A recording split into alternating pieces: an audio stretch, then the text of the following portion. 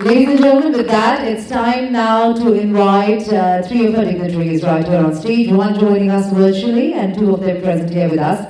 I would request you all to kindly give them the warmest reception. Mr. Augustano Cuomo, Country Director, World Bank India. Can we hear it for him, please? As I request his esteemed presence on the dais. We will be joined virtually by Mr. Junaid Ahmed, Vice President, MIGA. Can we hear it for him as well? And of course, our very own Dr. Ajay Mathur, Director General ISA. Sir, requesting you back on stage. Ladies and gentlemen, I am hearing the applause. It's coming. Thank you. Thank you very much, Mr. Ahmed. We can see you. I would request both of you to please join us in the center first. That part will happen a little later. A very important segment will take place at that desk, but as of now, we'll start the proceedings from center stage. So, joining us here, of course, our dignitaries already here. They will be giving us an overview of India's solar energy sector opportunities for global solar growth in Africa and World Bank programs promoting best practices for collaborative growth.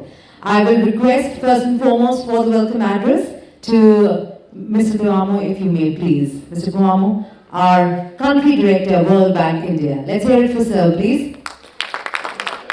Yes, sir.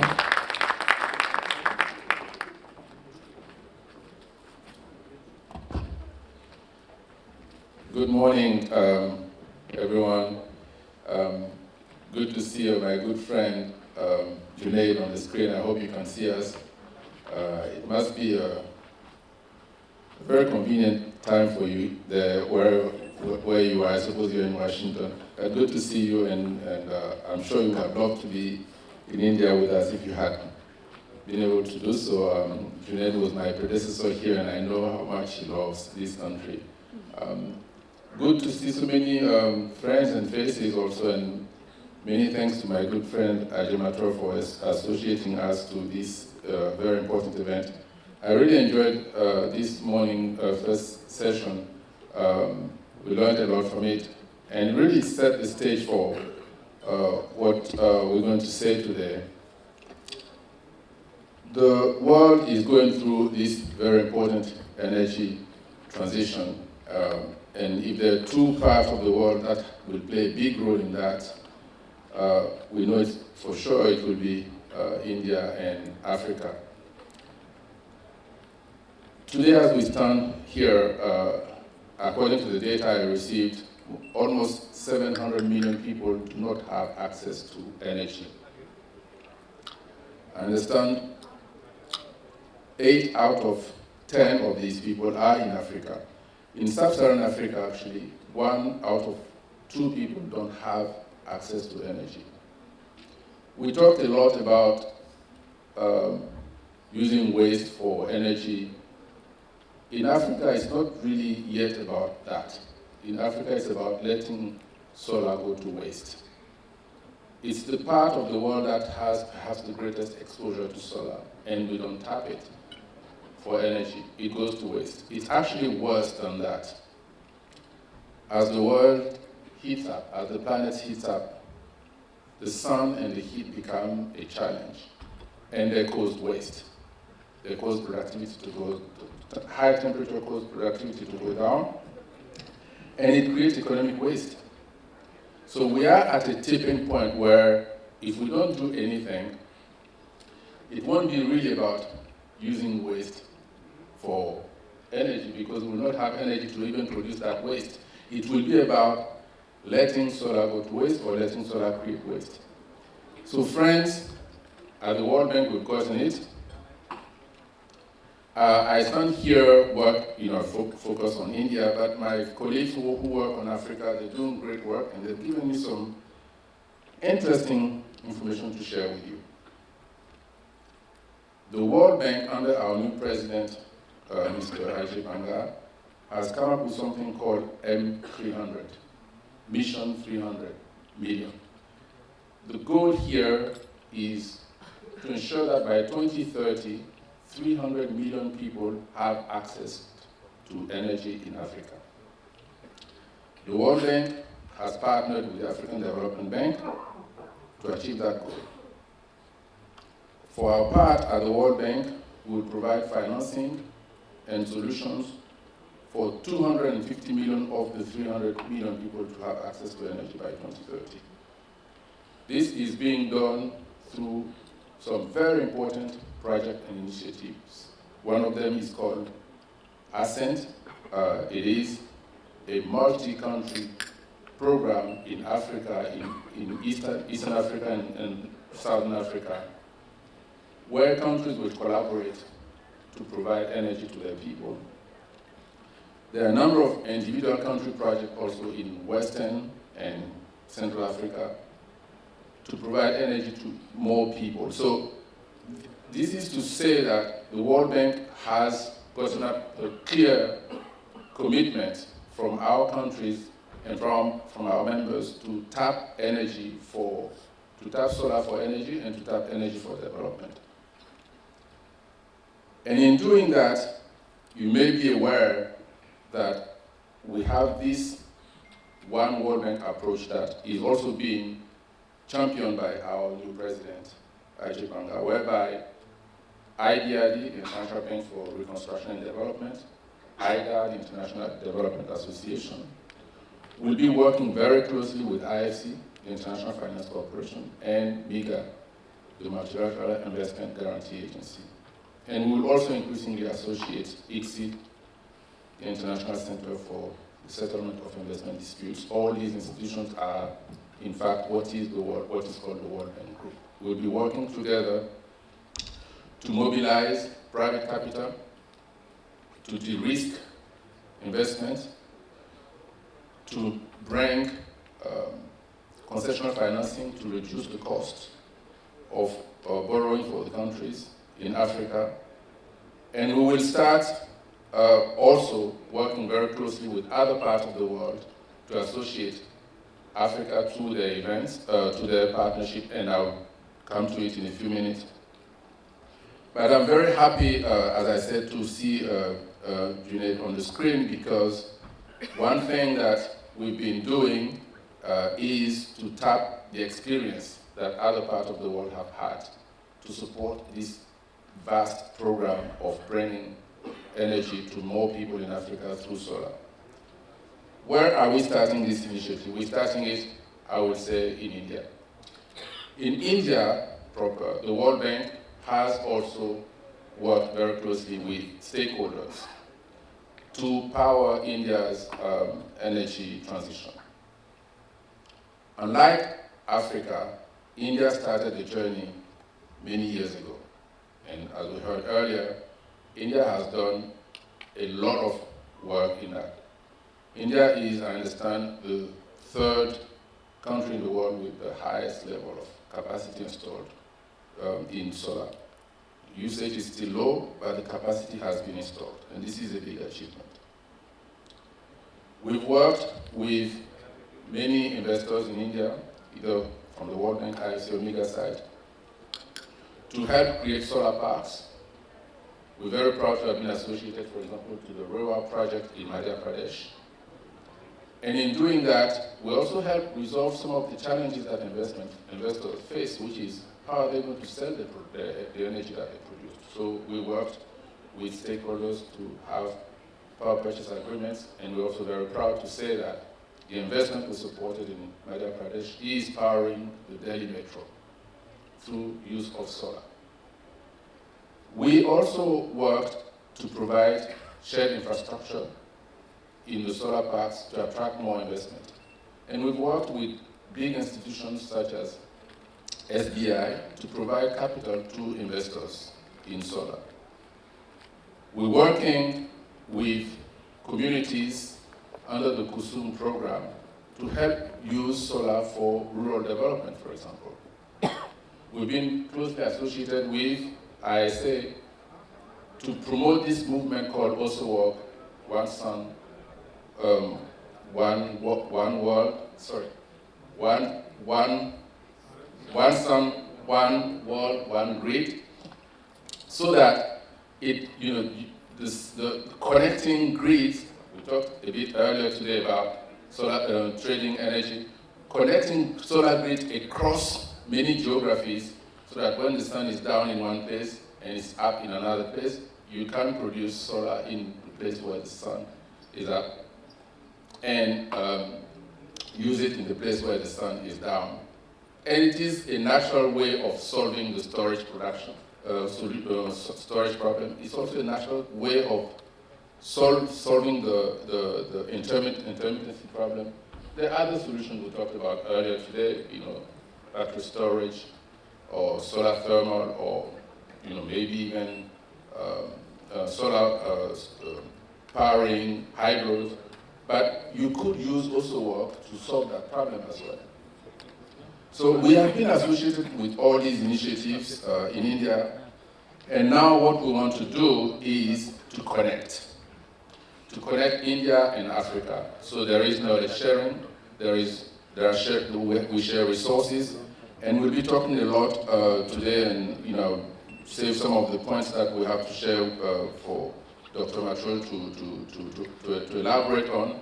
But I'm very proud to stand in front of you today representing the World Bank, not just in India, and not only to talk about Africa on behalf of my colleagues who work on Africa, but also to say that today the World Bank as a group is going to enter into a memorandum of understanding with International Solar Alliance. And that memorandum of understanding does exactly what this earlier panel today was about, which is alliances globally to solve problems. We recognize that the ISA has a large membership, large and growing membership. ISA has a lot of knowledge and a lot of credibility actually in the global south. We also recognize that the World Bank has a lot of expertise and a lot of huge capacity to mobilize resources. And we want to bring the two institutions together to power the solar movement around the world, in India, in Africa, and elsewhere in the world. So we'll enter a memorandum of understanding to do the following things. First, facilitate private sector participation in solar projects around the world, particularly in mini-grids and distributed solar renewable resources. Second, to create an enabling environment for universal electrification, reducing the cost of electricity, especially for people living in remote rural areas, and in small island states, and as well as in places where countries are suffering from fragility, conflict, and violence. Third, to promote changes in insurance regulations to facilitate private sector to access finance for solar projects. This will be done mostly through MIGA. And finally, to collaborate on the Global Solar Facility, which Dr. Matrol mentioned earlier today, a crucial initiative to unlock affordable financing for private sector to promote solar energy and projects. So my friends, we talked a lot about partnership and alliances earlier today. I have to say that the World Bank is very proud to have India as one of its founding members in the 1940s, and India is one of the first countries that borrowed from the World Bank, and today India is the largest borrower from the World Bank, the largest client of the World Bank in many, many respects. And we want to use this proud history to work with the ISA to achieve its objective as set up about a decade ago, as well as working with other alliances such as CDRI, the Big Cat Alliance, IRENA, as we heard today. No time to elaborate on those, but we also have strong partnership with all of these institutions that India has been leading in the past decade or the past couple of decades. So let me thank you very much for your attention and for your time. And looking forward to working with Dr. Matrol, and today maybe after we hear from him, we'll move to doing more business by signing the MoU. And I'm looking forward to hearing also from my friends, and as I said, really my brother, today. Thank you very much, friends. Thank you very much, sir. Can we have a loud round of applause for Mr. August? Thank you for talking about this collaboration. Thank you for talking about what has been happening on the front from Africa, along with these alliances and, of course, world over. And now for the special address, can I please request, firstly, Mr. Junaid Ahmed, Vice President, MIGA, who's joined us virtually. Let's give him a warm reception, ladies and gentlemen. Sir, Thank you very much. A quick sound check. I hope you can hear me. loud and clear, sir. Wonderful. Ajay-ji, August, wonderful to see all of you. When I was preparing my notes, trying to think through what I would share with you, my little niece, who's in 5th grade, was here. And I proudly told her that, it's Copernicus who really showed us that the sun was at the center of the universe. And this little girl looked at me and said, that may be true, but she reminded me that in the 5th century, it was an Indian astronomer, Aryabhata, who suggested that the sun was at the center of the universe. So it's a great privilege for me to join you today on the occasion of the International Solar Festival, not in Europe, but in India. I've had the privilege of working with Dr. Mathur and the ISA while I was based in India as the country director of the World Bank prior to my brother Augusta coming in. And I'm delighted to expand that partnership with ISA in my current role as Vice President Operations in the Multilateral Insurance Guarantee Agency, MIGA, of the World Bank Group. So it's particularly my honor to celebrate with all of you today the announcement of the MIGA ISA solar facility, which is part of the World Bank partnership, to de-risk solar projects and expand access to renewable energy, especially in parts of the world where access to energy is still lagging. And of course, Africa is a big focus. What's interesting is that this partnership actually started several years ago in India, even as India embarked on its journey to reach the 500 gigawatts of renewable energy.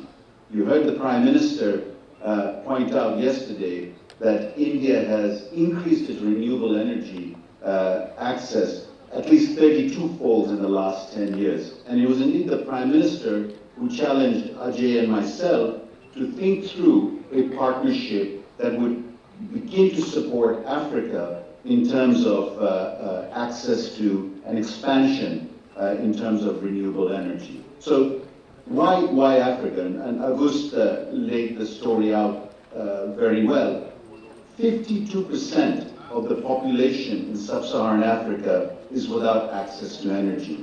And if you look at the global availability of installed solar capacity, only 10% is actually in Africa. And that's exactly why Ajay Banga, our president, has challenged us to move towards 300 million people getting access to energy sources by 2030 in Africa. And that's precisely the reason why we are focused on Africa. But what's interesting is a lot of people look at renewable energy as part of the problem of dealing with climate change, dealing with the mitigation story. But in Africa, renewable energy is really underpinning energy security, access to energy, and building resilience of communities. So in fact, access to solar energy and renewable energy is fundamental to the adaptation side of what Africa addresses. And this is something that we should not forget. Now, if we understand why the Prime Minister challenged us on Africa, the second question we have to ask is, why MIGA? Why the Multilateral Insurance Guarantee Agency? And here we have to really look at a fundamental shift in the way we're looking at financing development, financing infrastructure, and financing the energy transition. Up to now, we've been in a world where MDBs were asked to enter the game of lending, to provide access to to long-term finance in a lending mode to support countries invest in infrastructure. But given the type of challenges that countries face and Africa is facing, there is not enough sources of public finance or MDB finance that can actually solve the solution of access to energy or finance the access to energy. Rather, we have to turn the game around and say, instead of a lending relationship, how do you take existing public finance and MDB finance and leverage in the private capital markets to actually finance the energy transition? This whole story of leveraging is indeed a big shift that the World Bank Group is making in terms of its engagement across the world in how it's supporting developing nations, emerging nations, to address the challenge of infrastructure. For MIGA, every $1 of our capital that we put into a guarantee, which is what we do, we guarantee access to capital markets. For every $1 of our capital we put into guarantees, we crowd in anywhere between $16 to $20. There is no other MDB that has that kind of a leveraging weight. Secondly, for every dollar we guarantee, we then reinsure with private sector reinsurance. So both in terms of crowding in, 1:16, 1:20 private finance, we also then syndicate risk back into the market. This has enabled us to take our initial capital, which was given to MIGA when it was created in 1988, with $366 million, and we've never been capitalized since. We have converted $366 million into $75 billion of guarantees that has financed infrastructure and other parts of development around the world. And that's exactly what we want to do, is create this kind of leveraging power for Africa. Just to give you a few examples, in Rwanda, you have a growth of the grid, but the last mile connectivity is done by service providers that rely on renewable energy to connect the grid to households. And it is private sector that is delivering that last mile connectivity, and we have provided a guarantee to finance that last mile connectivity. Another example would be in DRC, where we have been able to provide guarantees for private finance and private operators in mini grids and in mini grids in metro areas. And I'm very proud to say this was the first collaboration with ISA in terms of where ISA came in and financed a portion of a first loss, reducing the cost so we could bring in our second loss and crowd in private finance. And that's the model that I think we all need to focus on. The ability to use MDB finance, bilateral finance as first loss, MIGA as second loss, and the remainder of the money is private capital markets coming in. This is the balance that we are trying to create. And in this balance, ISA, the Solar Alliance, is beginning to put together not only global technical knowledge, but the technical knowledge that's emerging from India's own experience of expanding the renewable energy base. And this technical knowledge is vital to help countries in Africa really begin to plan the design and operationalization of renewable energy on the ground. And it's with private sector, and it's with guarantees that brings in private money. This model of technical assistance, guarantees, private sector, is a fundamental shift in the way the growth of access to energy.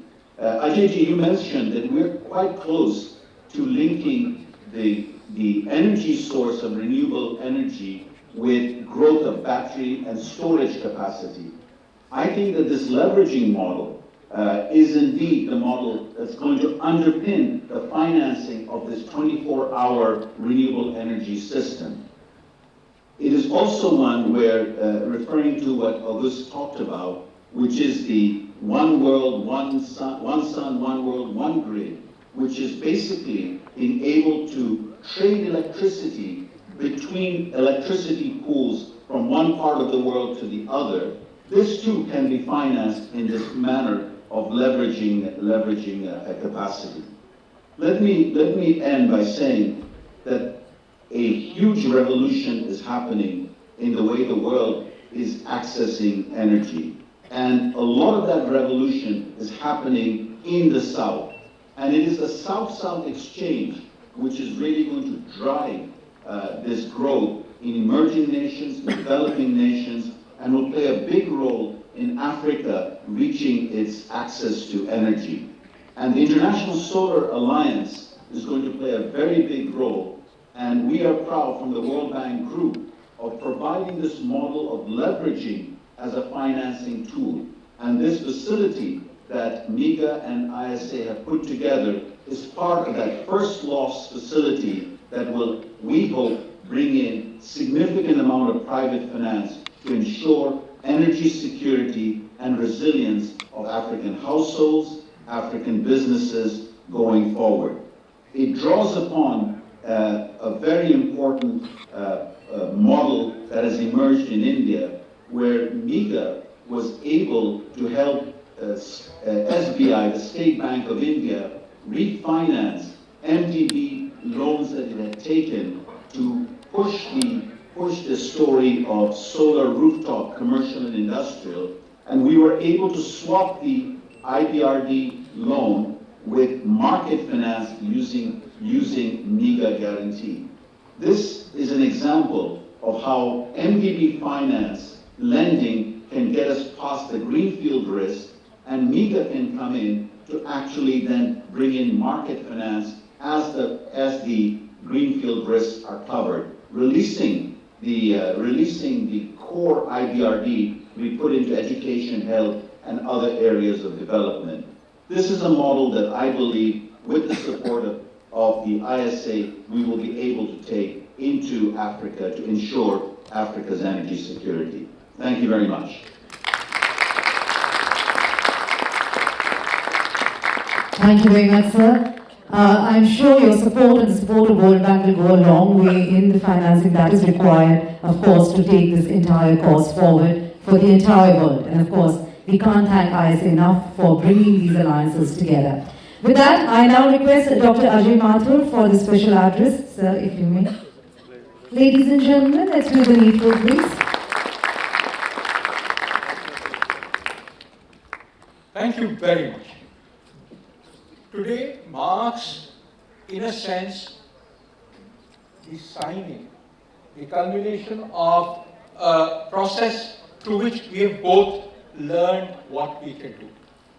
The World Bank can do many things, but the ISA needed to learn what it can do, which is of use to helping scale the operations. I learned a new word a couple of days ago, which is, Junaid, listen to this, population level changes. How on earth do we move from individual projects to population level changes? In my view, the only way we can do it is that the upscaling money is made available by the commercial sector. But there is a problem, because you need to cross the hump. To get to population level financing, you first need enough projects that provide, in a sense, the threshold for the commercial financing to come in. But for that thing to occur, for that medium level financing to occur, you first need to show that, number one, technologies work. You need to show, number two, that business models work. You need to show, number three, that the country has enough people and the regulations that make it possible. It is the first part that ISA largely does together with the World Bank. The World Bank is eminently suited to the second part, which is creating the first projects and creating the de-risking. And that leads to large-scale commercial operations, the population level change that we were talking about. It is a matter of great delight that as we work in various countries working on regulations, and my colleague Oni is sitting right here, who leads our efforts in changing the regulations so that, as you rightly said, the vast amount, the model that has been there has been about states investing in infrastructure in general, but electricity in particular. All these countries are up to here as far as sovereign lending is concerned. They need to move beyond that. But to be able to attract private sector financing, they also need to change, well, not so much change, but add to their regulations so that, number one, the private sector is comfortable. Number two, there is a guarantee about price discovery so that price keeps on declining as far as the user is concerned. And number three, there is if price decline occurs, the investor needs to be sure that he or she will get their money back. It is these three things that regulations need to be tweaked, and you need to tweak them again and again. As Junaid talked about the example of India is concerned, I think we must have tweaked our regulations at least 6 or 7 times to come from the, 25 rupees per kilowatt hour price to the price today, which is, when the sun is shining, it can be as low as 1 rupee 99 paise kilowatt hour, but round the clock, we can now do price discovery at prices of less than 5 rupees per kilowatt hour. For every country, the kind of journey is different.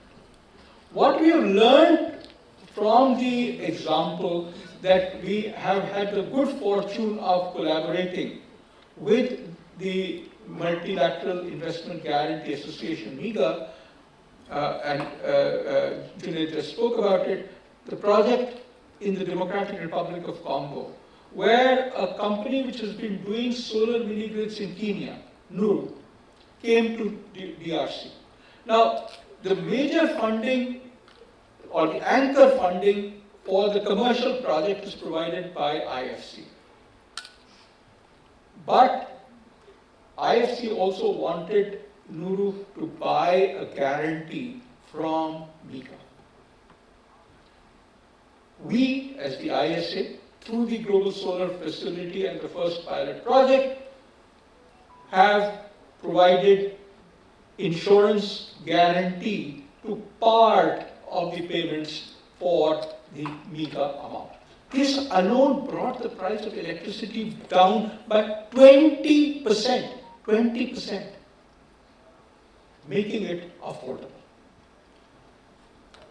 Through these kinds of mechanisms, and nobody will be happier than I when, Augusta, we find that the investors no longer need to buy a guarantee.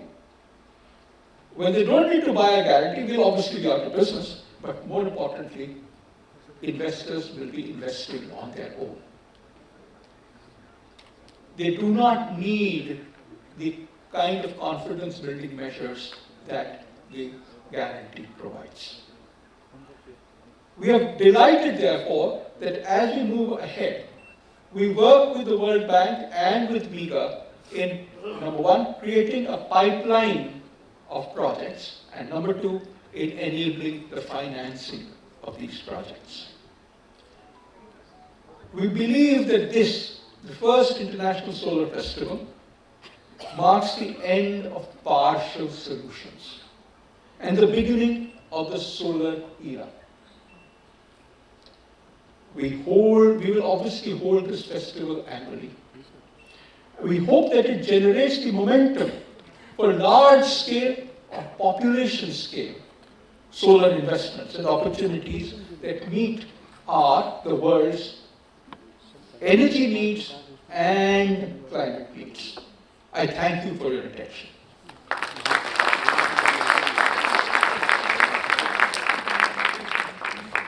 Thank you very much. As Dr. Mathur mentioned, these alliances, these coming together of 3 bodies is going to be groundbreaking and will set the pace for the future. And I think we are going to take one further step towards this. because this is the time for the signing of the MoU. While Mr. Ahmed is here present with us virtually, I request the two gentlemen if they can please join us on the other desk. Ladies and gentlemen, we are excited to announce a landmark partnership. Let's put our hands together between the International Solar Alliance and the World Bank. This memorandum of understanding sets the stage for a global push in solar energy deployment, driving universal energy access and accelerating the energy transition. Together, these organizations will unlock affordable financing and innovative solutions to bring clean energy to undeserved communities. Yes, sir. And this collaboration marks a significant step towards a more sustainable and inclusive future. Let's celebrate this powerful commitment, ladies and gentlemen, to transforming our world with solar energy.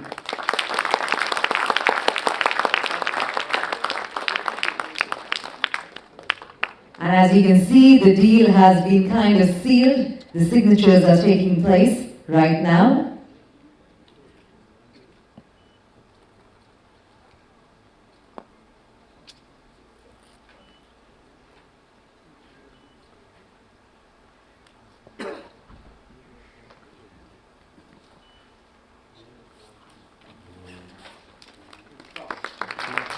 As we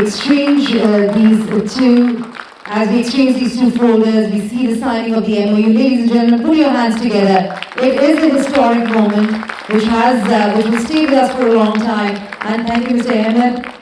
Yes, we are all putting our hands together for this.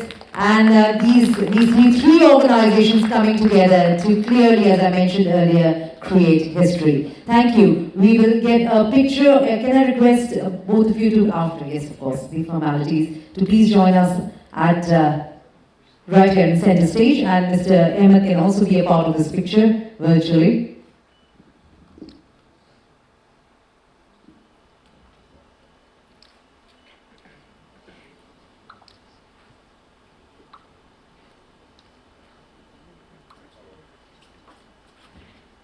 Thank you. Yes, right here, sir. Please. And Mr. Ahmed, you can smile for the picture because you're coming in the frame here. The same frame as this particular moment. Everyone, keep applauding.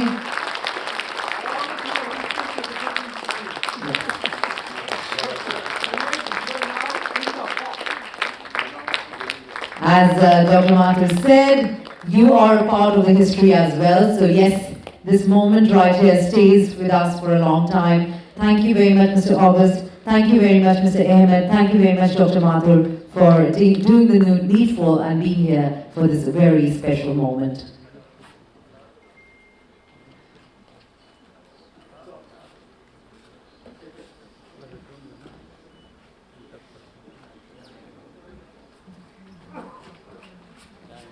Let me just add a line by saying, because this is our future, congratulations to all of us. Thank you. And now, ladies and gentlemen, it's time to move towards the panel discussion as a part of the same session. The panel discussion will be on strategies and opportunities for scaling up solar energy in Africa. The session will be moderated by Mr. Amit Jain, Senior Energy Specialist, World Bank. Joining us will be our panelists. Let me just introduce them while the stage is getting set. Anita George, Managing Director, Prosperit. Can we hear it for her, please? Mr. Ramesh Kumar, Chief of Unit, Program and Projects Implementation, ISA. Anirban Mukherjee, Managing Director and Partner, India Climate and Sustainability Practice, Area Head, Boston Consulting Group, BCG. So, I think with the stage all set, can I kindly request our moderator and panelists to please join us here on stage so that we can take this panel forward. Yeah. And I request everyone in the audience to kindly applaud their presence as they join us on stage.